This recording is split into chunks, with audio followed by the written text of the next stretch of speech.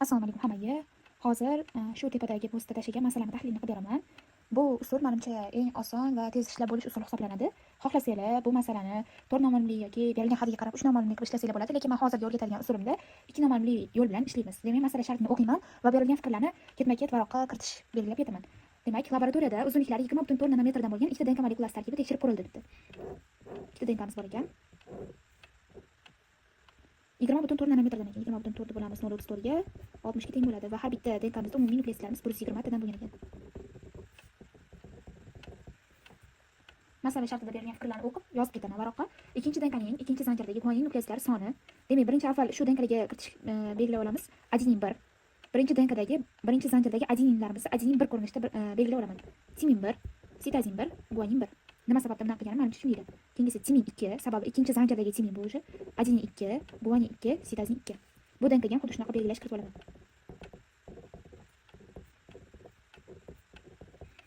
Hop, mana belgilash kiritib oldim. Endi masala shartini ko'ramiz. Ikkinchi DNKning ikkinchi zanjirdagi guanin nukleuslar soni. Ikkinchi DNKni men 2 raqami bilan, katta 2 bilan belgilab olaman. Ikkinchi zanjirdagi guanin 2 nukleuslarimiz degan.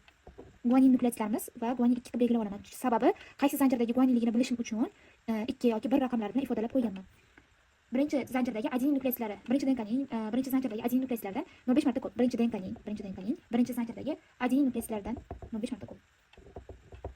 Endi videoni uzunligi ko'payib ketmasligi uchun men tezlashtirib qo'yaman bu joylarni. Sizlar o'zingizlar bitta-bitta o'qib belgilash kiritib olasizlar.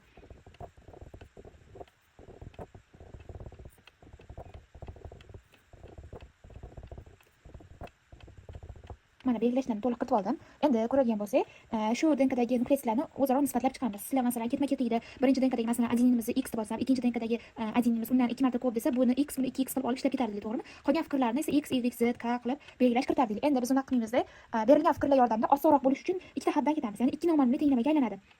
Hop, birinchi navbatda biz o'zimizga qulayroq belgilash kiritib olishimiz uchun nisbatlari yaqinroq bo'lgan yoki kichkinaroq bo'lgandan boshlaymiz. Qaraydigan bo'lsa, bizda tengimiz bor ekan. Ya'ni nukleuslar soni teng bo'lgan belgimiz bor ekan. Birinchi zanjirdagi sitazin 2 va ikkinchi zanjirdagi adenin 1. Buni xohlagan raqamlar bilan belgilasak bo'ladi. Xohlasanglar x deb olinglar, xohlasanglar 5x deb olinglar. Buni umuman ahamiyati yo'q, sababi hammasi bu yoqda nisbat bilan ishlanadi. Demak, men o'zimdan kelinglar hozir teng deb oladigan bo'lsam x emas, balki men bu yerda 1.25, 1.5, 0.5 bo'lganligi uchun buni ko'paytirish va bo'lish osonroq bo'lishi uchun 2x dan belgilash kiritib olaman. Demak, birinchi DNKdagi sitazin 2larimiz 2x. Ikkinchi DNKdagi adenin birlarimiz ham 2x deb olaman. Bu fikrimiz ketdi. Endi qolgan berilgan fikrlar yordamida ishlab chiqamiz. Mana shu berilgan guanin 1 yoki sitazin 2 ga va adenin 1 va timin 2 ga tegishli bo'lgan fikrlarni ko'rib, qolgan nukleuslarimizni nisbatlarini ham topib chiqsak bo'ladi. Qaraydigan bo'lsak, bizda berilgan bu fikr ketgan bo'lsa, endi bizda guanin 1imiz bor. Birinchi DNKdagi mana topib oldim o'zimdan. Qidirib topa olasizlar. Qaysi fikrlar sizlarda ma'lum bo'lsa, o'shalardan noma'lumlarni aniqlab olsanglar bo'ladi. Birinchi zanjirdagi guanin 1imiz bizda 2x degi ma'lum. Sababi sitazin 2 ga doimo teng bo'ladi. Va u ikkinchi DNKdagi guanin 1larimiz ham 1.25 marta kichik ekan. Demak, 2x ko'paytiraman 1.25 ga, bizda teng bo'ladi 2,5x. Bu yoqqa yozasizlar, bu yoqqa yozasizlar, umuman ahamiyatga ega emas. Baribir ham nukleuslar soni doimo bir-biriga teng holatda bo'ladi. Demak, men ikkinchi DNKdagi guanin 1larimizni topib oldim yoki sitazin 2larni topib oldim, 2,5x ga teng bo'lar ekan. Bu fikr ketdi. Chaqirib ketmasligimiz uchun belgilash kiritib olaman. Va keyingi fikrga ko'radigan bo'lsak, bizda ikkinchi DNKdagi adenin 1imiz bor. Mana tagida belgilab qo'ygan ikkinchi DNKdagi adenin 1imiz birinchi DNKdagi adenin 1imizdan 2 marta ko'p. O'zi bizda ikkinchi DNKdagi adenin 1imiz 2x edi. Bu birinchi DNKdagi adenin 1dan 2 karra ko'p bo'lsa, demak, birinchi DNKdagi adenin 1imiz bizda x holatda bo'lgan. Bu fikr ham ketdi. Xo'p, bizda nimalar ma'lum?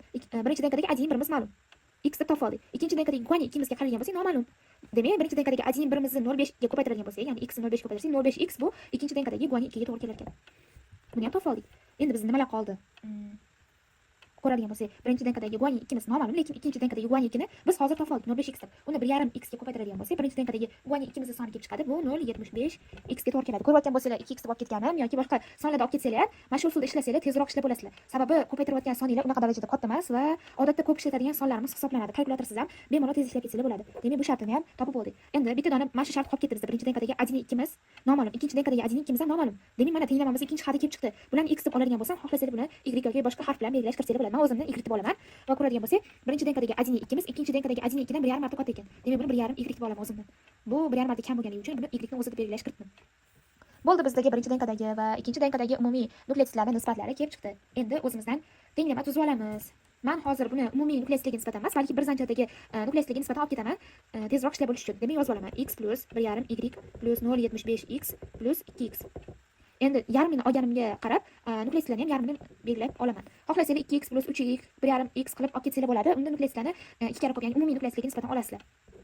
Bu birinchi denkadagi nukleuslarning yarmi. Endi ikkinchi denkaniki ham xuddi shunaqa bo'ladi. 2x plus y plus 0,5x plus 2,5x. Bu ham teng bo'ladi 60 ga. Shu tenglamani yechib x ni y topadigan bo'lsak, x imiz bizda 8, y imiz 20 kelib chiqargan. Bizda 33-shartida so'ralgan narsa ikkala denka tarkibidagi jami adin nukleuslar sonini aniqlayapti. Birinchi denkadagi adinimiz x plus 1,5 y. Endi buni topa olamiz. X imiz 8, 1,5 y imiz bizda 30 ga teng bo'ladi, ya'ni 20 ga ko'paytirib olaman 1,5 ni. Demak, birinchi zanjirdagi birinchi denkadagi adinlarimiz 38 ekan. Endi ikkinchi denkadagi adinlarimiz ham xuddi shunaqa topa olaman. 2x plus y. 2x imiz bizda 16, y imiz bizda 20. Qo'shsam 36. Demak, ikkala umumiy denkalardagi adinlarning soni 74 ga teng bo'lar ekan va bu bizda D javobga to'g'ri keldi. Endi 34-shartini o'qigan bo'lsak, birinchi denka tarkibidagi adinin, timin plus sitazinlarning umumiy miqdorini aniqlang debdi. Biz adinlarning sonini topgandik hozir birinchi denkadagi 38 edi. Demak, timinlar ham doimo adinlar soniga teng bo'ladi, 38. Endi sitazinni ko'rib chiqadigan bo'lsak, birinchi denkadagi sitazinimiz 0,75x plus 2x, demak 2,75x ekan. Ko'paytiruv 8. Va bu bizda 22 ga teng bo'lar ekan. Demak, 38 plus 38 plus 22 imiz bizda teng bo'ladi 98 ga.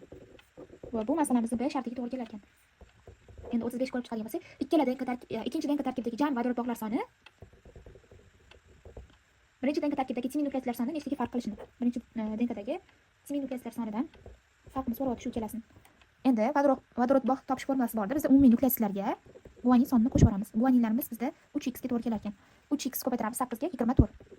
Demak, vodorod bog'imiz ikkinchi denkada 144 ga to'g'ri keldi. Birinchi denkadagi timin nukleuslarni biz hozir topgandik. Mana bundan oldingi masala shartlarida 38 edi. Bularning farqini ko'radigan bo'lsak, bizda 96 yo'q 106 kelib chiqar ekan. Demak, F shartiga to'g'ri kelar ekan. Masalamiz shunaqa usulda ishlanadi. Menimcha 3 noma'lumligiga nisbatan osonroq va tezroq ishlanadigan usul hisoblanadi.